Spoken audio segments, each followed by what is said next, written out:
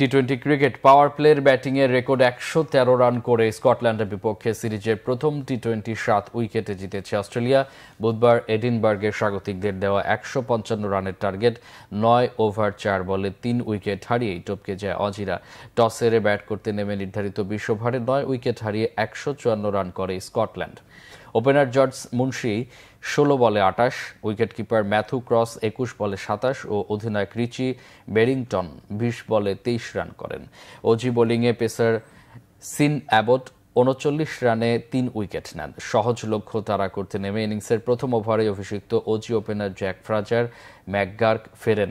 পরের গল্পটা কেবলই ট্রাভিস হেড আর মিচেল মার্শের। ১ উইকেট হারিয়ে প্রথম ৬ ওভারে ১১৩ রান করে সফরকারী দল।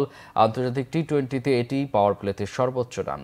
অজিরা পেছনে ফেলেছে ২০২৩ সালে ওয়েস্ট ইন্ডিজের বিপক্ষে সাউথ আফ্রিকার ১০২ রানের রেকর্ডকে।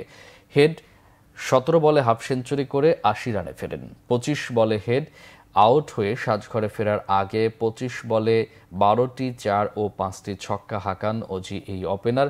মার্শ আউট হন ১২ বলে ৩৯ করে। এরপর ইংলিশের ১৩ বলে অপরাজিত ২৭ ও মার্কাস স্টয়নিসের ৮ রানে ৬২ বল হাতে রেখেই জয়ের বন্দরে পৌঁছায় সফরকারী দল। একই মাঠে ৩ ম্যাচের সিরিজে শুক্রবার হবে দ্বিতীয় টি-20।